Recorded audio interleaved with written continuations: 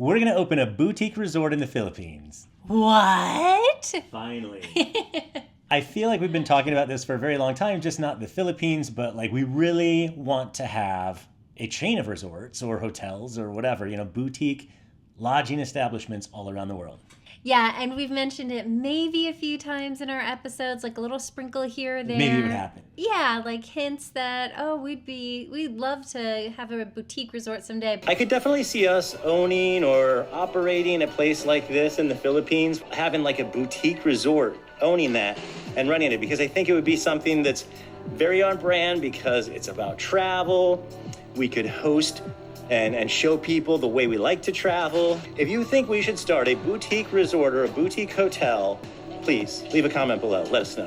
And it would be family friendly. That could be our tagline. Family friendly from our friendly family.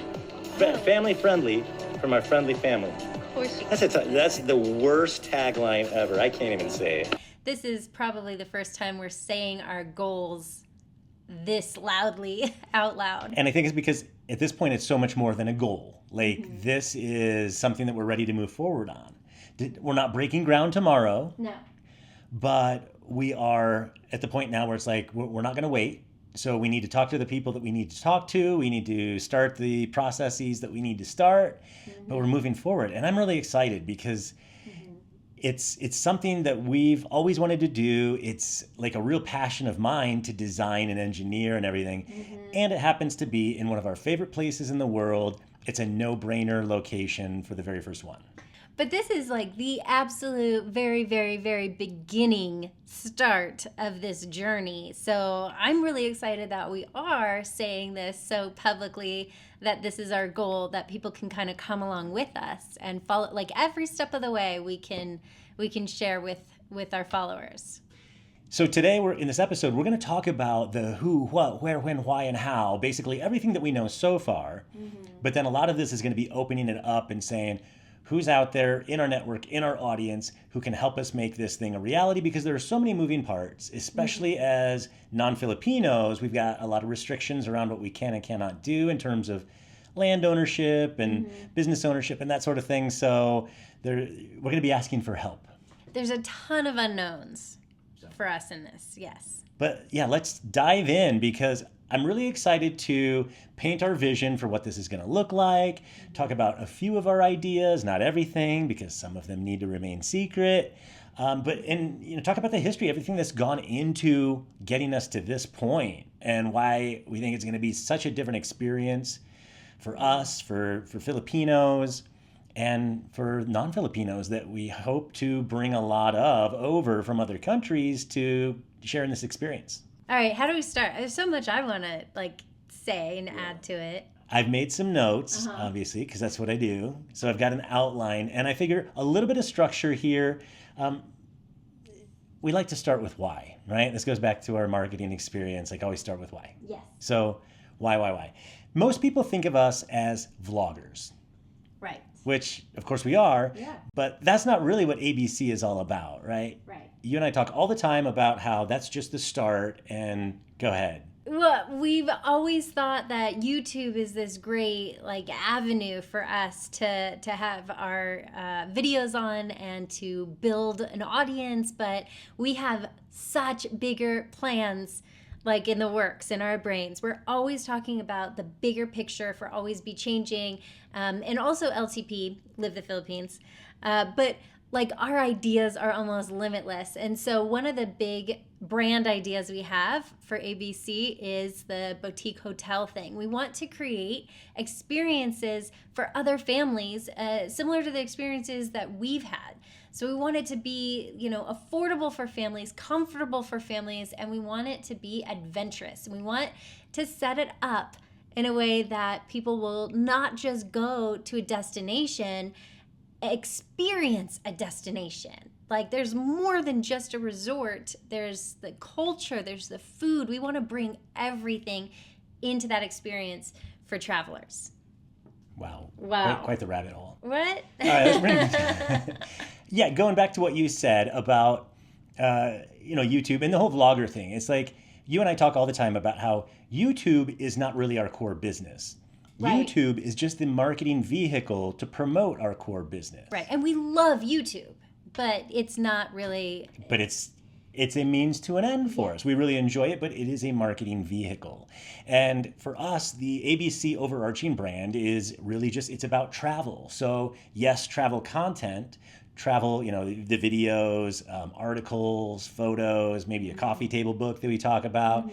But then we also have travel gear, because this is a passion that we've been looking into. We've got Travel fashion, which would fall into travel gear, I think. But we've got travel group trips, so travel itself, right? And so we're even talking about having a travel agent on staff, for example. We've got these group trips that we've been putting together that we're really excited about.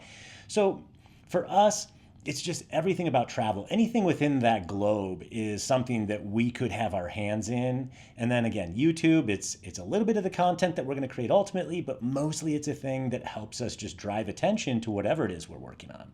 And one of those things, of course, is travel lodging.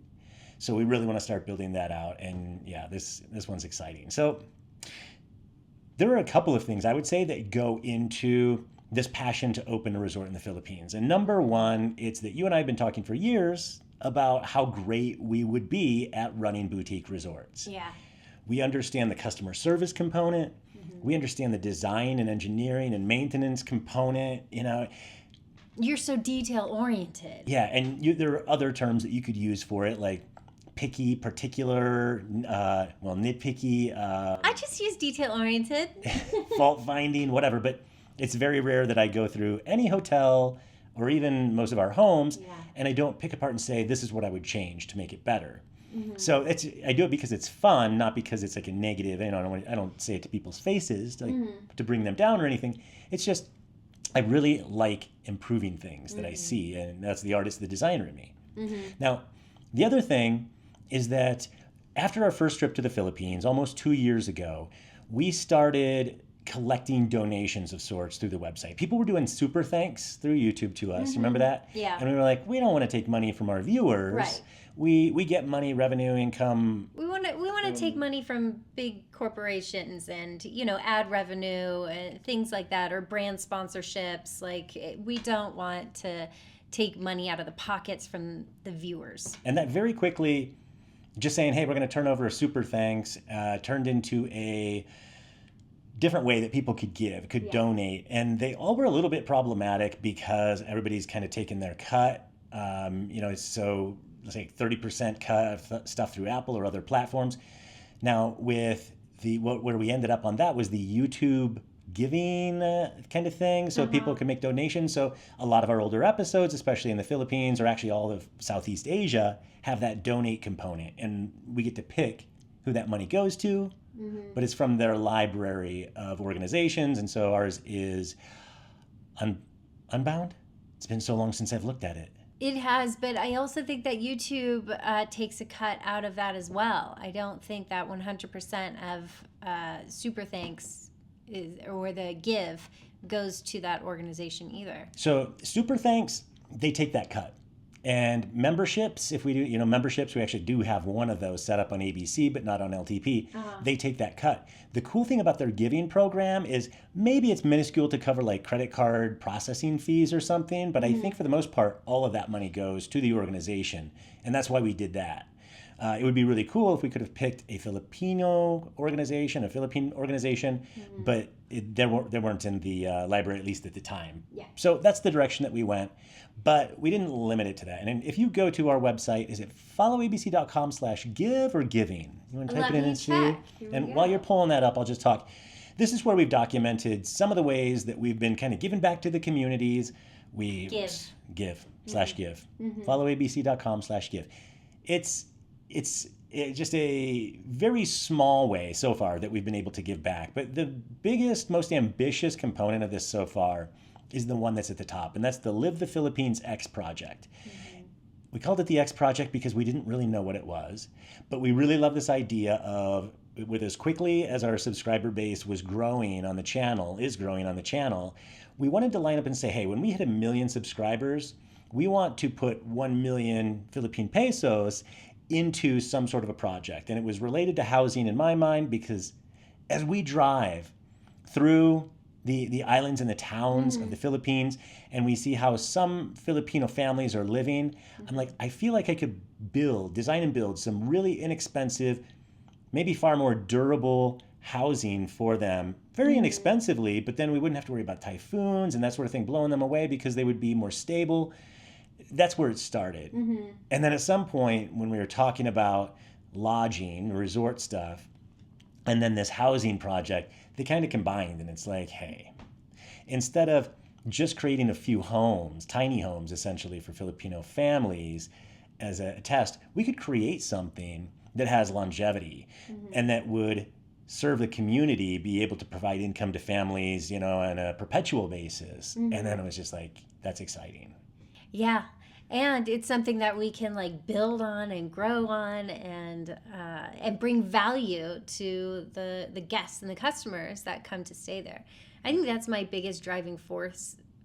Biggest driving force in this is that I want to bring value to people. I want to make something really good and helpful for others out of our brand.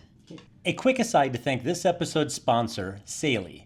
Saily's a new eSIM service app by Nord Security that provides us with an internet connection wherever we travel, eliminating the need to search for public Wi-Fi and replacing the crazy high fees that our mobile carrier charges for international data. You just install the Saily app for iOS or Android and then browse plans for the country you're visiting. You can choose from multiple plans in over 160 countries and 8 regions. Once you purchase a plan, you just install the eSIM, which is quick and easy within the app since there's no physical SIM cards to mess with, no airport kiosks to track down, and no scammers to worry about. Once the eSIM's installed, you just activate it. You can install a Saily eSIM once and use it for multiple countries. And if you activate it just before leaving home, you'll be able to connect to the local network as soon as you land. If you have any issues along the way, you've got 24/7 support at your fingertips. But I can say from personal experience that this is the most user-friendly eSIM offering I've tried, and it's the only one we use anymore. Download the Saily app and use our promo code ABCFamily at checkout to get a 15% discount on all data plans. Or you can go to saily.com/ABCFamily to get started. I feel like so much energy just talking about this, much more than maybe any other episode we've ever done, because we're just so passionate about the idea. And like I said, there are years of ideas and stuff behind it that go into it. One of those in particular, and I think this is why, honestly, we are where we are right now, like ready to move forward, because it was a few months ago when we decided that we were going to go back to polling houseboats in Coron Island for a second time. So that's one of the places that we went on our very first trip to the Philippines. Yeah. Had a really, really good time. I believe that's our top performing episode on any channel to date, if I'm not mistaken. The first Coron. It's like 1.1, 1.2 million views right now. It's like neck and neck with our Cebu food tour. We had such a good time and decided that we were going to go back. So I reached back out to Paolo, the founder, and the name real quick, so you know, is Paolo and April Lynn, I'm not even sure, probably, I think she's Filipina, so it's probably just pronounced Lynn. So that's where we get Pauline. And this time we were going to bring Reagan and Mason, and we just launched that episode, 2 months ago, and it's already really killing it too. Yeah. People, we're not the only ones who are excited about the houseboats. Right. It's so cool. People are always asking us, like, how do I book, whatever. We set up a page on our website. That's followabc. We're going to pitch a lot of our URLs. Followabc.com/houseboats. And you can see both of our episodes and learn a little bit more photos and that sort of thing about the houseboats. But it was just such a cool experience. We wanted to help other people experience it also. And I think that page sends over somewhere in the neighborhood of 500 leads or potential guests to the houseboats every month. Yeah.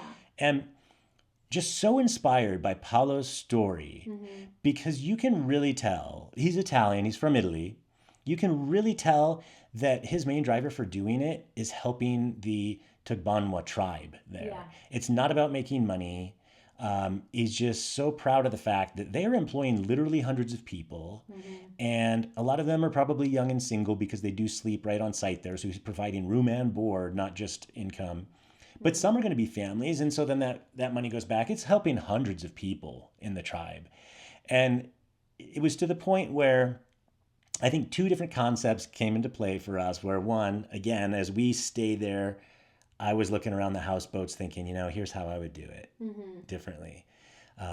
They're really cool, but I had tons of ideas for doing it. Yeah, and no offense to, the system that Paolo has set up now, but that's just how your brain works. Exactly. You just can't help but find, every little way to be more productive or a better build, and that's just how you work. Or even just something different. Yeah.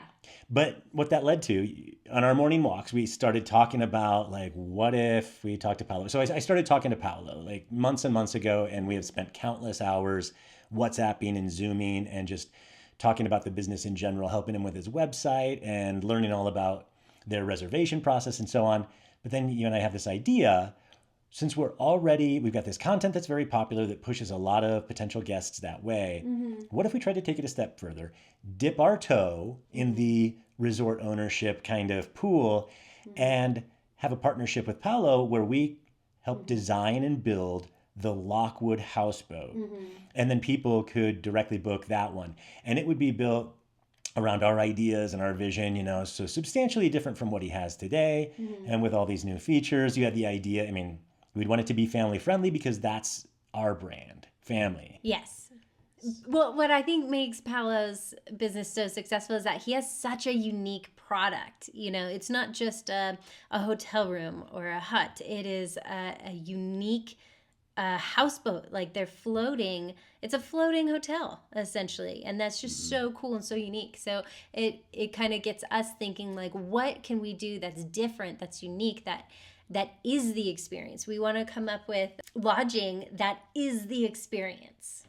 Yeah, and his has it all because the houseboat component, like you said, is unique, but it's also not just like overwater bungalows. Those are really popular, but you could put overwater bungalows over dark water or just plain sand, but he's got all of these on top of some of the most incredible coral reefs you'll see. So it's really cool. But what we ended up doing was pitching this idea to Paolo. We didn't have a chance to meet up with him on this trip. We met him on our first trip, but we didn't have time. So I sent him a message. I said, look, here's the idea. What if we partner on this and, share in the risk, reward, whatever, and we would love to just be able to promote it even more.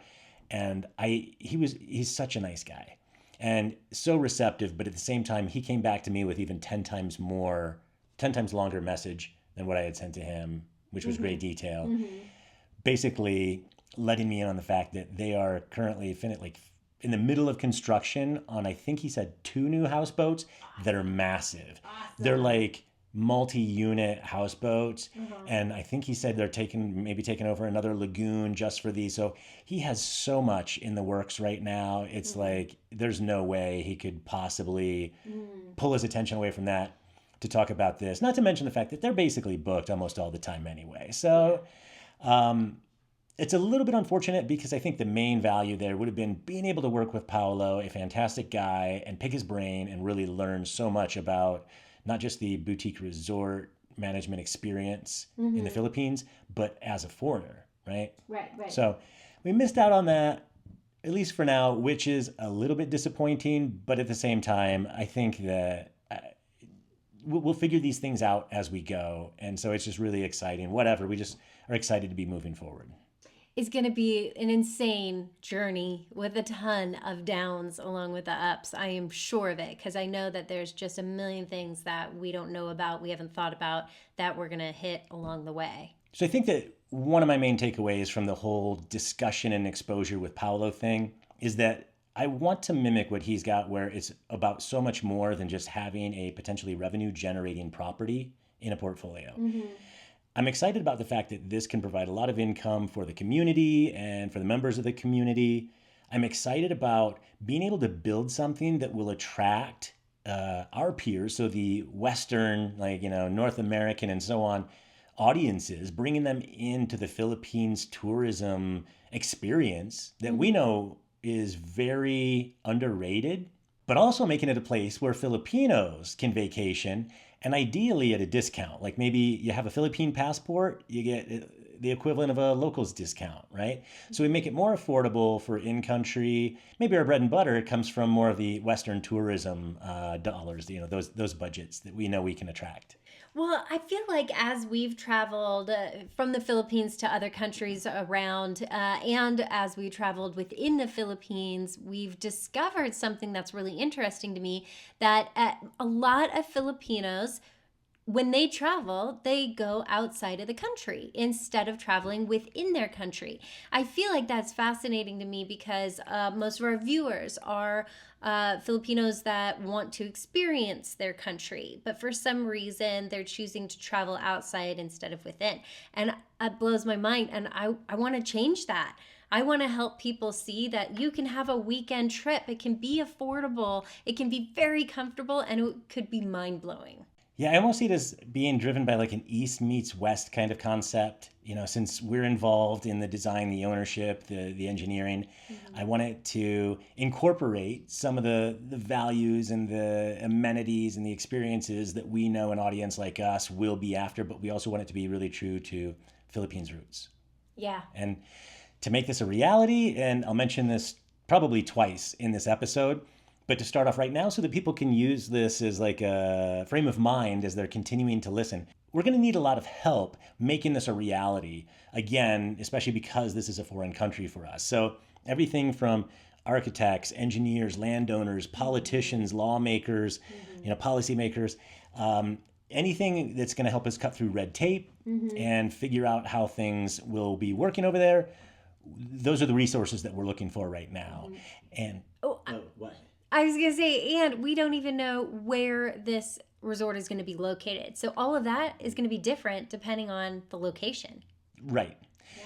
And hopefully our audience can help drive some of that, because we will talk in a minute about what we're looking for, what our vision is. But ultimately, what we need is input from the audience. So if you are any of these types of people, or you know someone who may be interested, please don't put it in the comments, because this is not a social media platform on YouTube. We can't really DM people. We don't want you putting phone numbers or email addresses out there in the public. So instead, we want to go to, I should have looked this one up, followabc.com/inquiries or inquire. There we You're looking up. So don't put it in the comments. We want a lot of comments on this, ideas and feedback. But when it comes to, hey, this is someone you should talk to, or hey, I'd like to explore this with you as an investor, as a builder, as a designer, as a whatever, please, which one is it? Inquiries. Followabc.com/inquiries and submit the information in there. And that way we will have, securely contact information, names, phone numbers, email addresses, WhatsApps, whatever, so that we can drive that conversation forward. You already brought this up, but let's talk about the setting. There are so many beautiful places in the Philippines. Right now, I feel like for me, in my vision, it is a beachy place. It is maybe the equivalent of Coron, not necessarily the houseboats, but Coron Island, like beautiful turquoise or green or whatever waters, coral reef, good snorkeling, beautiful beaches, beautiful landscapes. But that's not to say that I wouldn't be open to other things, especially if there was a great opportunity in a different area. How about you? Yeah, same. I mean, we fell in love with Coron Island and that area. And really, every place we've been in Palawan really stands out to us. We love that area, but there's over 7,000 islands in the Philippines, and we've seen, 20 of them ish? So there's so much more out there that we haven't discovered yet. What about a whole island? I mean, there's just a lot that we could consider. And this, like I said, this is the very, very beginning. So we're just starting to figure this stuff out. A couple of other things that I think would be even more important, like more locked in. Number one thing that we saw with the houseboats is that they've got a logistics challenge. Everything from getting human waste off the houseboats into someplace else, getting water and food to the houseboats. This is why you have to order all of your meals the day before, because they actually have to take a boat to the main island so that they can get food and bring it back.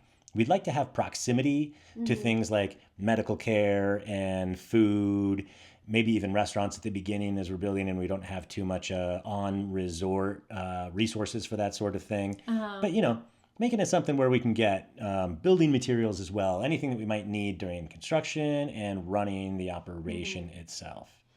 I would love to know if there are any small islands out there that fit that profile, that has something unique to them. Not just a beautiful beach, but like something unique.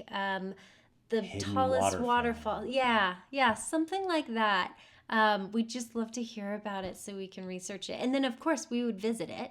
We need to explore. Well, which brings me into the next point. But before we even do that, like, and now there is the one challenge with a private island, depending on the island itself and how far away it is from everything else. But I think key for us and maybe the tourism experience is that it can't be too difficult to get to. And this is especially true for us because we want to spend a lot of time there. We'll have to during the design and build process. Potentially even having our own temporary / eventually permanent home there on site where we can just stay. But with all the traveling that we still do, that we're going to continue doing, we need to not make this into a day and a half kind of experience, just getting in and out. Like if we could fly into Manila and then fly from Manila directly to an airport that's within 30 minutes of the location, I think that would be ideal because we will be in and out and in and out. And so, having 3 flights with layovers and cancellations is just going to be a hassle for us and ultimately a hassle for guests. Same page. Yeah. But it could be a boat ride from the airport versus like, a drive through the island in a vehicle. Boats. Oh, I see what you mean. Yeah. Like a boat transportation. Yeah. From the little airport. Yeah. The other big factor that we have at play here in terms of location is going to be the fact that we're foreigners. I did not marry a Filipina. Sorry, guys. I'm trying. I'm working on it. So we do have limitations on ownership. And we understand all of this stuff from a pretty high level. Like, okay, we could own real estate, like condos, but we can't own land. And we're talking about land here. And then we could own land if it's part of a corporation, but the corporation has to be primarily owned 60%. by Filipino. So we would not rule that out. But at the same time, we don't want to have equity business partners just for the sake of being able to own the land, because there is a very viable alternative, and that is long-term leasing in the Philippines. So, 50 years. Plus, I think a 25-year option to extend after 50. So I think 75 years will be long gone. Or we'll be in the cloud from the AI. That's another topic. Either way, I think by then we will have done something different, like maybe passed it on to, could be the Filipino community or Filipino investors or whatever. Kids. But I think that would be just fine for us. Yeah. So I think that that's a very likely scenario, is if someone has some land, like, you know what, I own beachfront property, I would love to lease it to you. It'd be great to have the Lockwoods Boutique Resort on there. Please talk to me. Please let us know.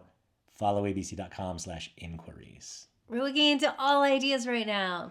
Brainstorm session. So no idea is a bad idea.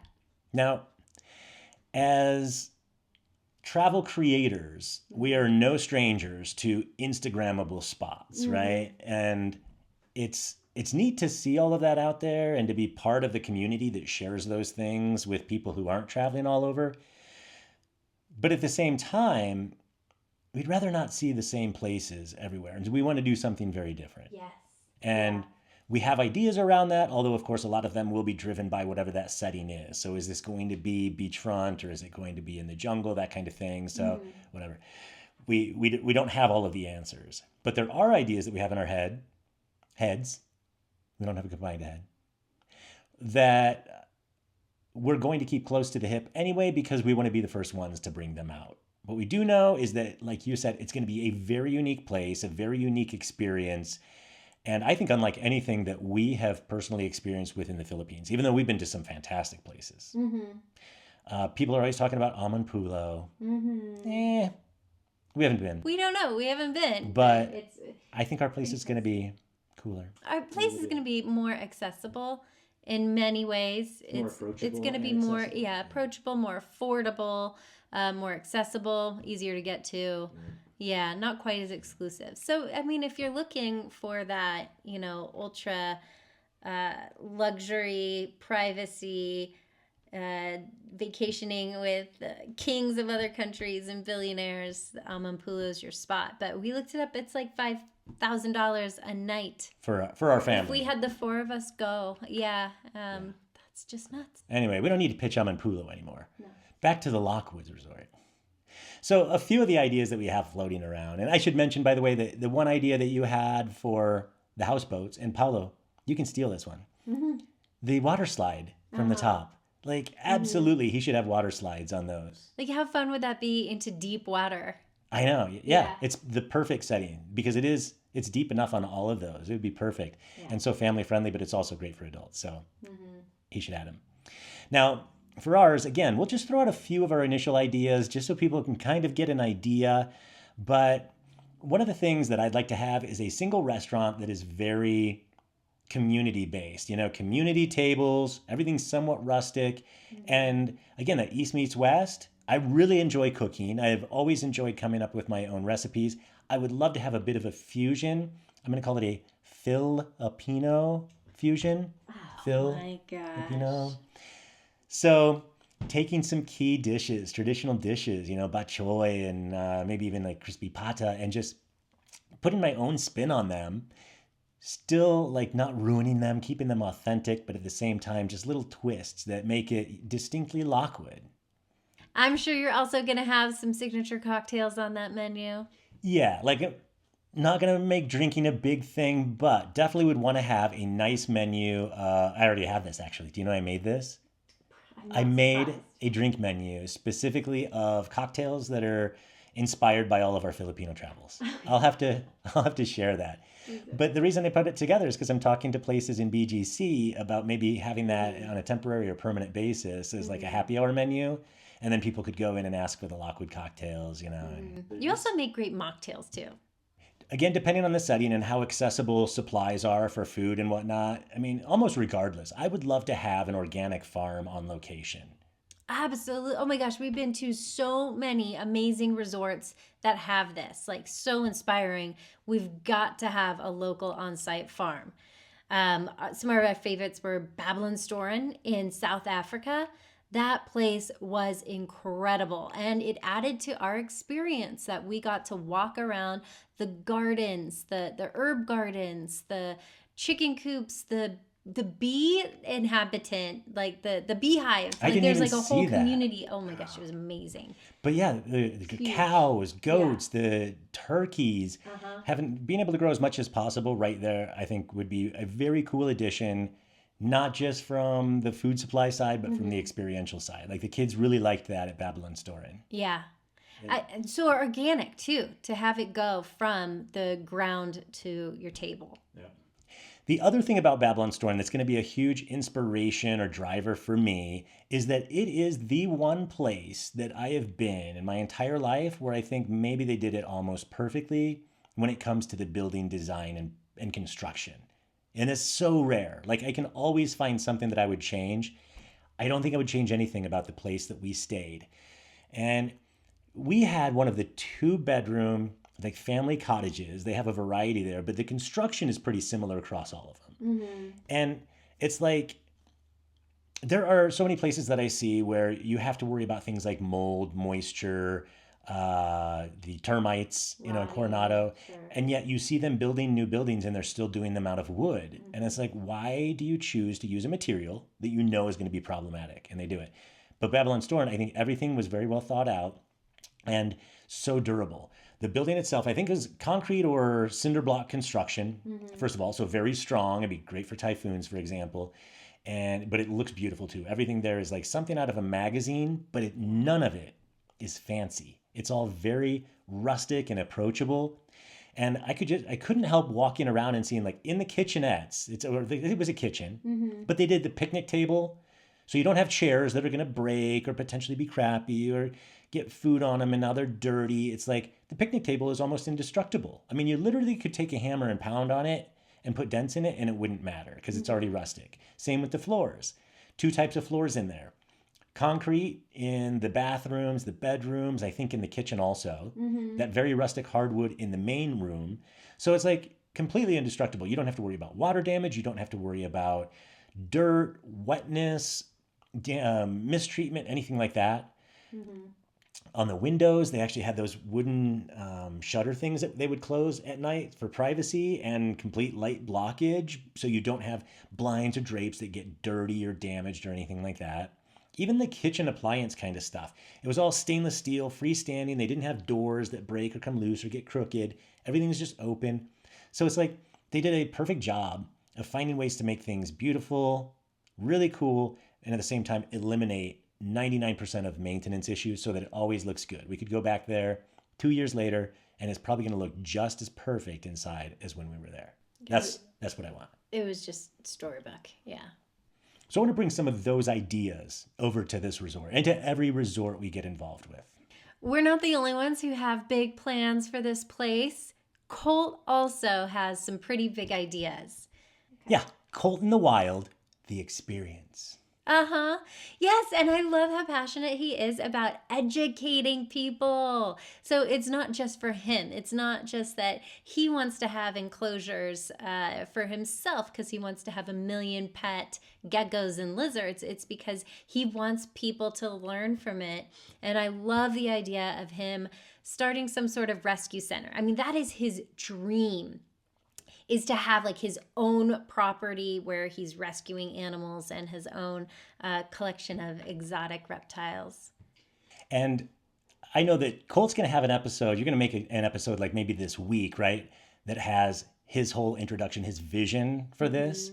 But from a very high level, like I think that every resort we would end up having in our portfolio could have a different Colt in the Wild, the experience, and it would be specific to that location. So lots of geckos, maybe some monitors at the Philippines resort, but go into, I don't know, let's say Southwest US, and maybe you're going to have bearded dragons and Rattlesnakes. I told him no venomous animals. Okay, fair enough. Too risky. Me too. I don't want them. I think he might be more excited about this than we are because literally every single day, multiple times a day, he has been coming to me. Now, Dad, like, could I do this? Like, who do we need to work with? Like, are we going to hire an architect? Like, what about, would I be able to have? It's just nonstop. He is so excited. And he's talking about timelines. Like, could we have this up and running by the time I'm 15 and all of this stuff? He's super psyched. He's amazing. Like there's no end to his dreaming. Like he dreams so big, and I love that about him. And I hope that we can like support that and encourage that, and he can keep going with it. Dream big. Yeah. So follow his channel if you don't already, Colt in the Wild on YouTube, and then you'll see it when it comes out. So I see potentially Colt in the Wild, the experience, being maybe a greenhouse. Very inexpensive to build, great for letting natural light in. You can, and especially in the Philippines, we don't have to worry about the things that he has to worry about here with his terrariums, where we have to have heat lamps and we have to have the misting system because humidity is already perfect there, plenty of sunlight, plenty of warmth, and so on. So that would be probably one freestanding building. And I see the resort itself, the rooms, also being individual freestanding buildings, very much like Babylon Storin, as opposed to a high density kind of building with multiple levels, everybody packed together. We would have a variety of building types, like are you a single person who just needs a small space? Are you a family? Maybe need even multiple bedrooms. One thing that we learned from G and her... Yeah, G is the person who owns Balay Alegria that we went to earlier this year. And do you remember she had the outdoor kitchen and said that a lot of guests like cooking their own food. So they'll go buy stuff and come back and cook it. So she set that up for them. Yeah. So I could see having kitchens or kitchenettes in some of these units. Again, like Babylon Store and stuff that's just super durable and relatively basic, but gets the job done so that people can do that if they want to. But just a really cool variety. And like I said, it's about so much more than lodging. It's about the experience. So whether you are going through the Colt in the Wild experience, getting up close and personal with animals and learning all about them, or the on-site organic farm and the activities that maybe potentially are in the water, like the whole thing is just going to be very Lockwood, very Filipino, but very Lockwood in terms of just making it super interesting and congruent with the content that we share on our channels. Yes. So what's the timeline for all this? I want to know what our first step is so we can start making it. My whole outlook on that is based very much on my experience or our experiences here in the United States. So it's really hard to say when it comes to red tape and other kinds of delays. And what's a construction cycle look like in the Philippines with being able to build these things? I don't know. We know that our homes here, of which we've had at least like a dozen, typically take close to a year to build. But we're talking about a resort. But we can also phase it. So I see us starting with a few of these cabins and then adding them on over time. I don't know if the restaurant launches right away. I don't know if the farm launches right away. So it can be a phased kind of thing. But kind of the initial plan that I put together shows us next year, so 2025, completing site selection, so knowing where it's going to be, finalizing contracts, getting permits, and hopefully the designs completed. Now, of course, those designs will change throughout the construction process. That's just the way it works. But I think it's ambitious, but I think it's doable that could happen by the end of next year. 2026 would be construction, probably throughout. Hopefully, we can find a place right there to live on site so that we can spend a lot of time there. And then 2027 would be like a softer partial opening. So we don't have everything built, but you can now stay here and some of the units are done and we have some of the amenities. And then by 2028, we would have the phase 1 completion, which means everything that's on our punch list for the initial vision, the farm, the restaurants, Colt in the Wild, the experience, all of these things, that would be complete. Okay, so our first step, obviously, it has to be around finding a place where we're going to do it. Yeah. So this is where, again, we fall back to our audience and hopefully we can get some really good inquiries for people across all of these different disciplines. I'll read those out again. So we've got landowners first and foremost. Let's see if we can get some ideas for potential sites to have the resort. A lot of everything else is going to be driven from that. Then we need, we've got the potential for investors. We've got our 1 million peso initial offering. Obviously, we're expecting a resort to cost far more than that. Right. So this could be anything from partners who maybe get us into that land ownership potential if that's something that we end up wanting to do. Maybe it's a landowner who just says, I want some sort of equity in this and I'll let you build it here in trade. It could be anything. But investments we're open to in one form or another. Yeah. I also had the idea in the shower today that maybe we could do something similar to a GoFundMe where people who want to help support and help us build this idea. But this would be for like the startup side where you get things in return. So it could be like, hey, give $50, you get one of our really cool hats. Speaking of really cool hats. Kind of hard to see here, but yeah, my FAM, PHAM, Filipino American flag hats, for example. Give $100. I don't know. Maybe you get a sweatshirt for ABC. You give $1,000. Maybe you get 2 nights and whatever. Once we open, you get to go to a VIP party. That's how it works. So that would be a possibility also. Yeah. Again, architects and engineers, construction companies, politicians, lawmakers, municipalities, getting through all of that. I think that we could bring in some tourism dollars. So municipalities might be very interested, for example. But any of those groups.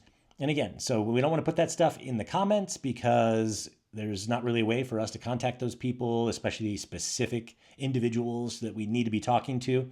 So if you are one of those people or one of those municipalities or one of those companies, or if you know one, you can just go to followabc.com/inquiries, submit that contact information so that we have a specific person we can talk to. And we really appreciate that and look forward to speaking to a bunch of people so that we can get a bunch of ideas and drive things forward.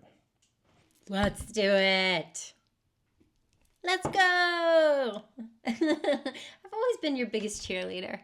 We're filming this on August 9th, and we fly back to the Philippines on the 19th. That means we are just 10 days away from being back out there. It's been a long summer away. Looking forward to getting back. Can't wait to get back. So it's going to be a perfect time to meet up with people who are interested in helping with the idea. We will see you in the Philippines very, very soon, and we hope to hear from you on this channel. So give us a comment, and hopefully you like this episode. And if you're not subscribed, please come and subscribe and come and join our channel family.